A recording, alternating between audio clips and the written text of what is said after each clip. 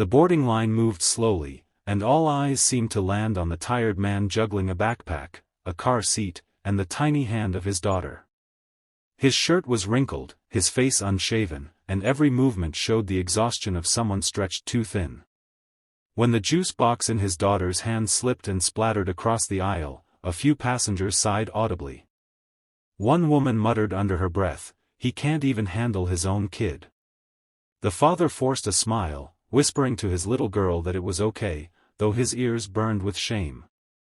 He bent down to clean the mess, ignoring the impatient shuffling behind him.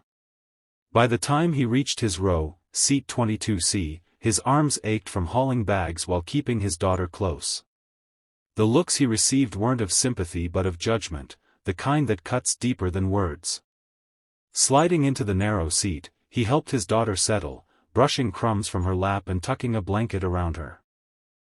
His hands shook slightly, not from anger but from the quiet humiliation of being seen as less capable, less worthy. He leaned back, pressing his head against the seat, and exhaled slowly, trying to steady his heart. He wasn't just a passenger in 22C, he was a single dad fighting battles no one else could see. To the others, he was just a struggling parent.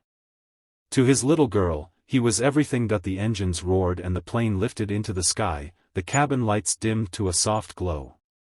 The little girl shifted in her seat, restless at first, then curled against her father's chest. Her small fingers clutched the fabric of his shirt as though it was the only anchor she needed. He kissed the top of her head, whispering a lullaby almost too faint for anyone else to hear. The same passengers who had judged him earlier still cast occasional glances, but he seemed not to notice. His focus was entirely on her. With each gentle hum, her breathing slowed, her eyelids heavy. He adjusted the blanket to keep her warm, brushing stray strands of hair from her face with a tenderness that silenced the noise of the crowded cabin. In that moment, there was no spilled juice, no disapproving stares, no whispered criticisms. There was only a father and his daughter, bound by love that didn't need an audience to validate it. Though his posture was tired, there was quiet strength in the way he held her, steady, unshaken, uncomplaining. The world may have seen a man out of his depth, but the truth rested in the little girl's peaceful smile. She trusted him completely, because to her, he was not fumbling or failing. He was safety. He was home. The soft hum of the engines became a backdrop to their private world, and the man, despite everything, felt a flicker of pride. He wasn't perfect, but he was enough for her. Midway through the flight, the cabin had settled into a quiet rhythm of soft conversations and the hum of engines. The father sat still, careful not to wake his daughter as she slept soundly against his chest. Then the intercom crackled, and the captain's steady voice filled the cabin. "Ladies and gentlemen," he began, "we've just received new instructions from air traffic control.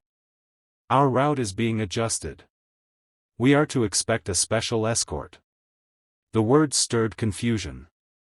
Passengers exchanged puzzled looks, whispering questions. An escort? For what reason? The captain paused, as if weighing his next words. "I've also been asked to acknowledge someone very important on this flight. We have aboard a decorated veteran, known to his brothers and sisters in arms as Guardian 21. He once flew missions that protected countless lives, including those of our leaders. Today, he sits quietly among us, in seat 22C. The silence was instant, heavy, then broken by soft gasps. Dozens of eyes turned toward the weary man cradling his child. The same man who had been judged for spilled juice and clumsy baggage now sat frozen, his cheeks flushing again, but this time for a different reason. Outside the windows, distant shapes appeared against the sky. 2 fighter jets, sleek and powerful, drew closer, aligning with the commercial plane in silent salute. The father lowered his gaze, humbled, while his daughter stirred awake, blinking at the sight.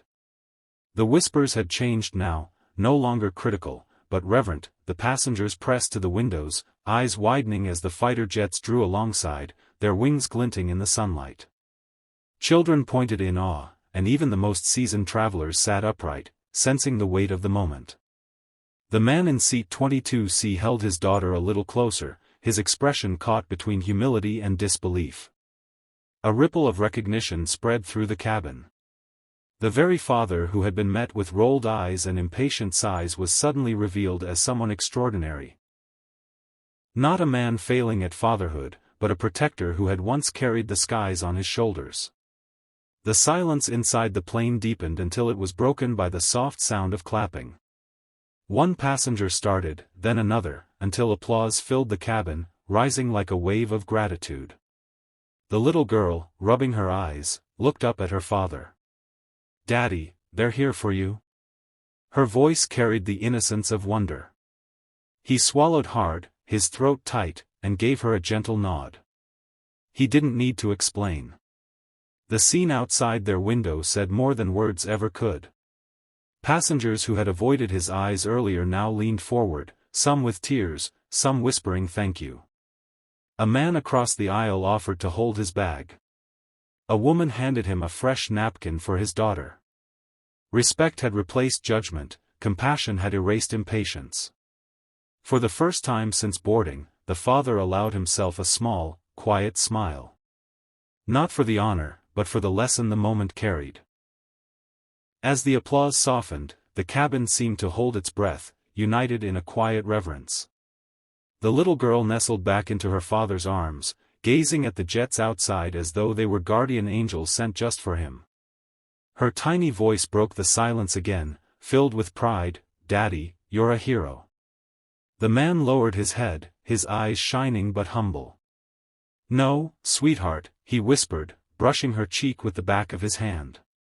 "I just did my duty. The real honor is being your dad." His words, though spoken softly, carried a weight that touched everyone within earshot. Passengers who had once judged him now approached with open hands and kind smiles. One offered to carry his bag when they landed. Another bent down to tell his daughter, "Your father is a remarkable man." Gratitude replaced irritation, kindness erased contempt. Looking around, the man realized the transformation wasn't just in how others saw him. It was in how quickly compassion could reshape a moment, how swiftly hearts could change when given the chance to see deeper. The fighter jets eventually peeled away, but their presence lingered in every soul on that plane. Seat 22C was no longer a place of embarrassment, it had become a seat of honor, a reminder never to judge the struggles of another. As the plane descended, the father held his daughter close, knowing this flight would be remembered not for humiliation, but for hope, and the unseen weight carried by ordinary heroes.